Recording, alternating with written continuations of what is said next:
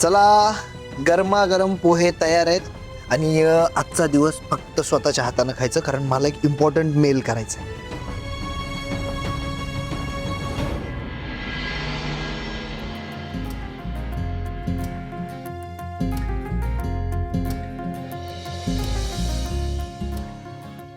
आज रात्री दामिनी मॅडमचं सत्य सगळ्यांसमोर येईल, तेव्हा मी बरी झालीये हे पण धैर्यांना कळेल. खरं तर पप्पांना न्याय मिळवून देण्यासाठी हे नाटक सुरू केलं होतं, पण या नाटकामुळं धैर्यांचं माझ्यावर किती प्रेम आहे, त्यांना माझी किती काळजी वाटते हे परत एकदा नव्यानं कळलं. आज नंतर आमच्यातला हा गोड बॉन्ड मी खूप मिस करणार.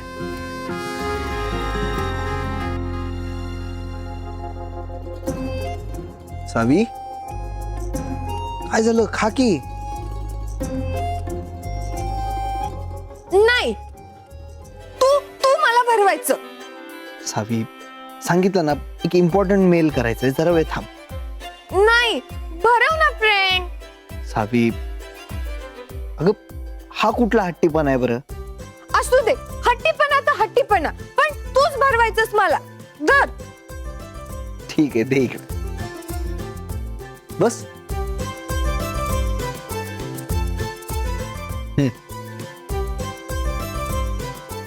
आता खुश का? नाही, आता आता आपण डान्स करत खायचं. सावी, डान्स करत कोण खातं बरं? आणि डान्स करत खाल्लं तर अंगाला कसं लागणार? तरी पण आपण डान्स करत खाऊ. चल ना फ्रेंड. सावी, चल ना फ्रेंड. बरं ठीक आहे. चल गप. चल चल चल. आता आता तू मला डान्स शिकव. बर, पण त्याआधी गाणं लावतो.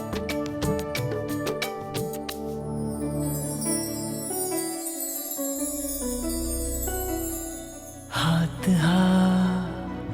हाती दे सखे जवळ तुझ्या राहू दे, प्रीत ही बहरू दे, प्रिय क्षण हजारा उमलू दे. तुझी माझी जुळली गाठ, सात जन्मी राहू साथ, तुझी माझी जुळली गाठ ही, तुझी माझी जुळली गाठ, सात जन्मी राहू साथ, तुझी माझी जुळली गाठ ही.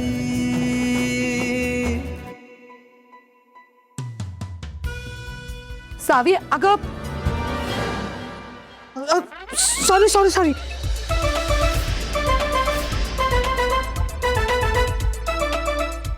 आम्ही काही बघितलं नाहीये. बघ, म्हणून म्हणत होतो मी डान्स नको. आता पडली असते ना. चल आधी खाऊन घे बरं तू.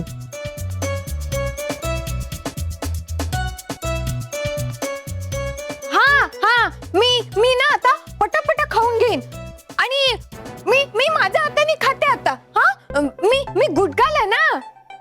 ते कळलं मला किती गुडगलयस तू. चल खाऊन घे आता पटकन. भाऊजी, आम्ही आहोत तिथे, आम्ही संपवायला लावतो तिला सगळं. तुम्हाला काही काम असेल तर करून या. हा, तू जा. मी खाऊन टाकेन सगळं. नक्की ना? हो. ठीक आहे.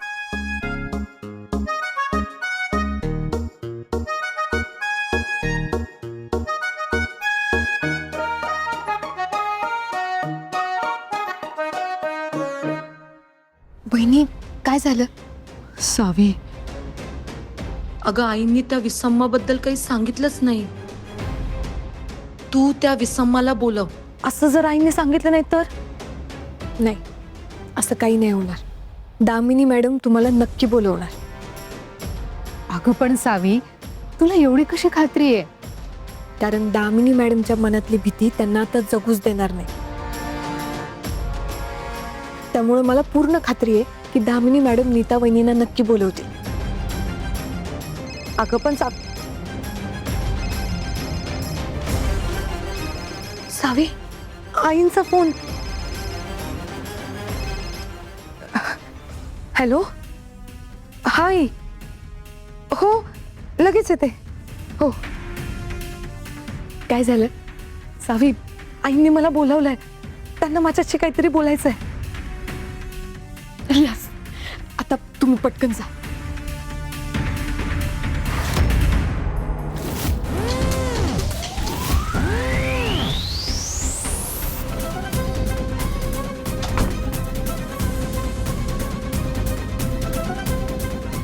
ऐक ना ते आई अहो काय झालं? तुम्हाला अजूनही बरं नाही वाटत आहे? नाही बरं वाटतंय मला. ते तू म्हणाली होतीस ना, ती बाई, तिला बोलावून घेतेस का?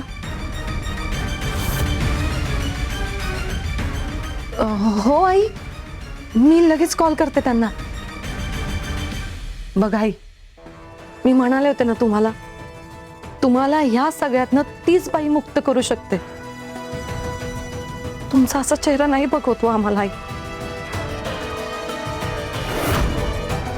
म्हणजे तू म्हणतेस तसं मला त्या बाईने ह्या सगळ्यातनं मुक्त केलं तर बरंच होईल. हो नाही, पण आई एक प्रॉब्लेम आहे. काय? म्हणजे धैर्य भाऊजींना आणि आमच्या यांना जर हे कळलं तर काही खरं नाही. त्याचं कसं आहे नाही, ह्या असल्या गोष्टींवर त्यांचा विश्वास नाहीये ना, त्यामुळे यातलं कुणालाच काही कळता कामा नये.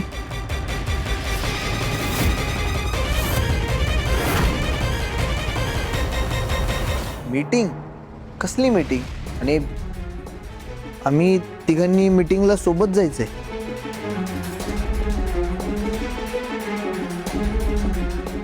नाही, पण आम्हाला या मीटिंग बद्दल काहीच माहित नव्हतं. कराडचे एक इन्व्हेस्टर आहेत, त्यांची स्वतःची जागा आहे. त्यांनीच मला फोन केला होता. त्यांना त्यांच्या त्या जागेत वेकेशनल ट्रेनिंग इन्स्टिट्यूट चालू करायचं. त्यांची स्वतःची जागा असल्यामुळे त्यांना आपण भरोसाची वाटतं.